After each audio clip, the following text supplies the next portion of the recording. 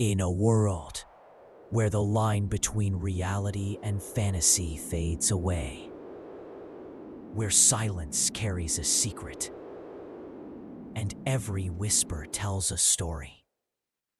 Welcome to The Whisper of the Narrator.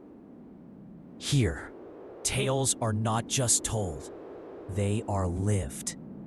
Souls are reborn through words of mystery and magic, where fear, passion, and destiny intertwine. Every story you hear here will awaken something within you. So listen closely. The whisper begins now. Are you ready to listen? Chapter 16, Ambush. January 31st, the day the ritual that turned Victor into a vampire took place. SASHA'S POV. I do not believe this. I do not believe this.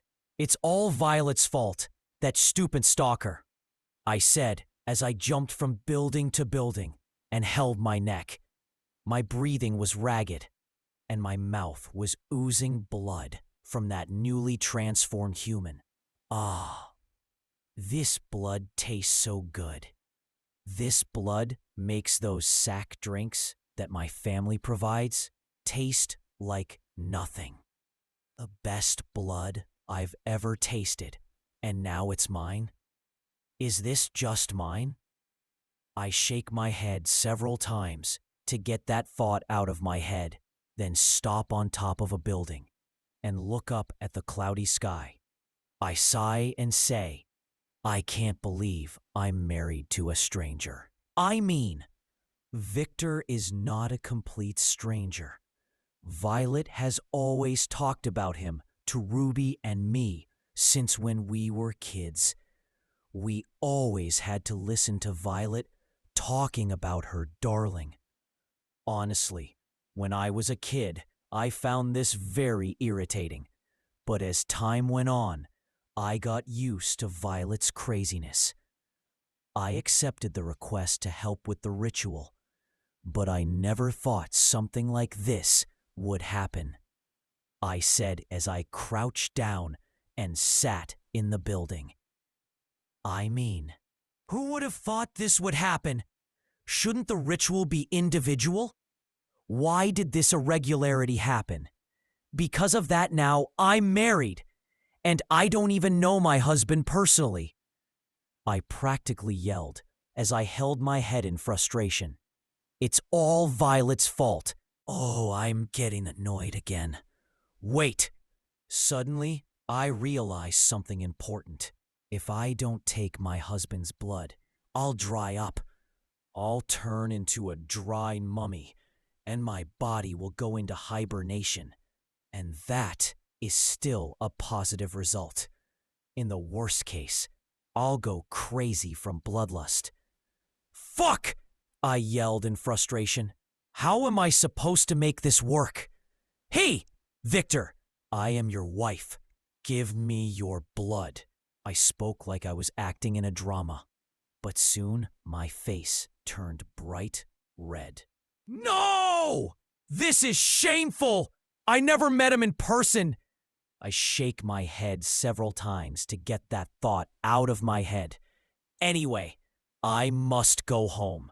I get up and jump towards a mansion I bought. Arriving at the mansion, I open the door, and the first thing I see made me freeze in disbelief. My maid Julia's headless body was sprawled on the couch. The room was messed up. It was like a fight had happened. And it wasn't just Julia's body that was scattered. No. Julia. I spoke in disbelief. I couldn't form coherent thoughts when I saw the body of the maid who practically raised me since I was little. I could see the bodies of all my servants. Vampires. And humans. A massacre took place here while I was gone. I didn't have time to be in mourning because I felt someone approaching at high speed. I covered my body with my lightning and dodged the attack. The attack passes by me, and I can see the door to my mansion breaking into pieces. Oh, the ambush failed. That's too bad. I hear a man's voice. Looking at the man, I see he's a tall, bald, white man, and he's wearing a priest's robes, but it looks like it's been adapted to look like a black suit. Church dogs. I growled in anger, but soon I swallow that anger and try to stay calm. Now is not the time to lose control, but I can't. I can't control my anger. Seeing the body of my headless mother, a burning fury I can't control escapes my body. You. Boom! Lightning started to cover my entire body. The man ignores me and pulls tight the black glove he was wearing in a gesture as if the glove was loose. He stands like a martial artist and says, "God bless this servant's fist so he can punish sinners." When the man said this, his fist began to glow with a faint golden glow. When I try to move using my legs, I feel my movements being restricted. Success. Good job, Carlos. Suddenly, a woman who was wearing a nun's dress appears. Same as the man. It looks like her uniform was tailored to look like a tight-fitting suit. I could see in her hands, she held several strands spread all over the mansion. They suspend me in the air in a way that I look like I'm on a crucifix. Nice job, Maria. Carlos spoke in a neutral tone. Honestly, I don't want to deal with the heiress of Clan Folger. Those rays are quite incompatible with my fighting style. Indeed, you're lucky to have me as your partner, or you could never capture her alive, Maria said. You are my lucky charm. Carlos praised her with visible feelings. They seemed to have something together. My anger reached the boiling point when these dogs treated me like I was easy prey to hunt. They invade my house. They kill the woman who was like a mother to me. They kill my servants and still despise me. Unforgivable. Church dogs, I screamed angrily. My teeth started to change and got sharper. Then a bloody pressure started to leak out of my body. I'm going to kill them. Sigh. I knew it wouldn't be that easy. Carlos grumbled, as if it were troublesome. Indeed, she wouldn't be the heiress of a Count clan if she was weak. Maria supports him. She gestures with her hands, and the wires that were holding me start to get tighter. But I also felt my skin burning. I cry out in pain. I look at the strands and realize they have a slight golden glow. Realizing I was at a disadvantage while fighting indoors with this woman, I made a decision that hurt my pride. I need to run away. I can't fight alone now. I needed to run away. I know I needed to, but I look at Julia's headless body and seeing that the rage that was running rampant started to rise again. I was angry. I want revenge. I focused my gaze on Maria. With the previous demonstration, it's pretty obvious that the bald die has feelings for Maria. I flash a smile almost on the verge of insanity and decide to use a technique my real mother taught me. Covering my body with golden lightning, I start to force my body to go beyond the possible limits of a noble vampire. I feel the rays entering my body and affecting it with small jolts of electricity. This is a self-destructive technique that only can be used by me. This technique expands my speed above the limit of sound. I kick the air with my legs, and suddenly they both hear a sonic boom. Boom! I feel the woman's strands snapping and releasing me. When I'm released, I use my speed and appear behind Maria. I was tempted to finish Carlos now, but when I saw his body being covered by dense golden energy as I ran, I changed my mind. This decision to kill Carlos here wouldn't satisfy me. He needs to suffer. He needs to see his mate become something he hunts. I bite Maria on the neck, and when she realizes what's about to happen, she screams. "No!" I hear Churchhound's desperate cry, and it made me bite her neck even harder and make her scream even more. "Maria!" Carlos ran towards us, but the moment he wanted to act to help Maria, I disappeared. "Cursed be the vampires!" The Churchhound's scream was ironically like a devil's scream, and I don't know why, but I start to laugh out loud and with tears in my eyes. "Fuck you." "Shitty dog," I yelled as I fled, a few km away from Sasha's mansion. Sasha throws Maria on the ground and tears off the crucifix that was around Maria's neck. Then she bites her finger, and a drop of blood falls to the ground. When this drop falls to the ground, a magic circle is formed. I didn't prepare the proper materials for you to become my full-fledged servant, but who cares? With this, you'll become what you hate the most, a vampire.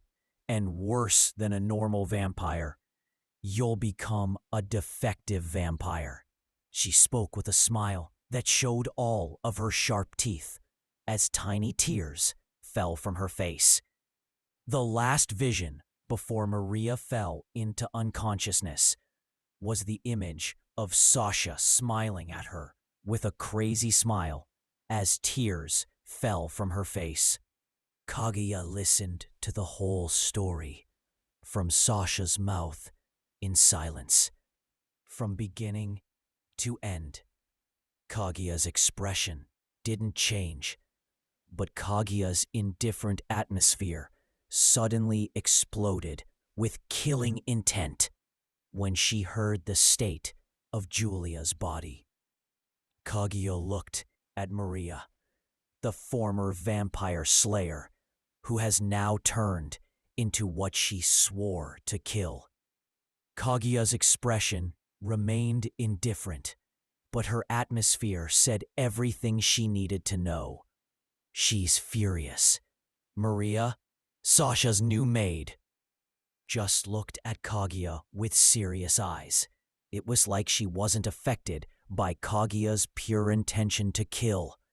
But if we looked with sharper eyes, we would all be able to see small beads of sweat falling from Maria's face. Maria's instincts were screaming for her to do something. But unfortunately, the master's order was absolute. She couldn't do anything. Since the moment she became Sasha's servant, the noble vampire always had her on a tight leash. She always ordered her to stay close. A trap. The church dogs are more active than I thought. Something is going on behind the scenes. Kaguya spoke in a neutral tone as she looked at Sasha. Her killing intent suddenly disappeared. But Sasha could see by the look in Kaguya's eyes that her anger has not yet ceased. Yes, according to my maid, a man named Lucy stole something very valuable from the church. Unfortunately, I couldn't get information on what that something is. My maid didn't know anything. Sasha spoke neutrally, while showing disdain for the word my maid. Are you sure about that? Kaguya questioned her. Sasha decides to demonstrate with actions. She looks at Maria. Then Sasha's eyes start to sparkle. Tell me what you were planning to do with your lover. We were planning to get married and have kids next year. Maria spoke in a robotic tone as her eyes glowed red. Sasha's smile grew into a hateful smile when she heard these words. She seemed to be planning something, and Kaguya noticed this smile. When you killed my former head maid, what did you feel? And what was your purpose in making that trap? Nothing. I feel nothing. After all, this is just a job. Carlos attacked the mansion head-on and killed all the servants, while I ripped the vampire maid's head off and set a trap with my wires. Our goal was to capture the heiress of the Fulgur clan. Stop. I get your point. Kaguya spoke in a neutral tone. She understood why Sasha was demonstrating this to her.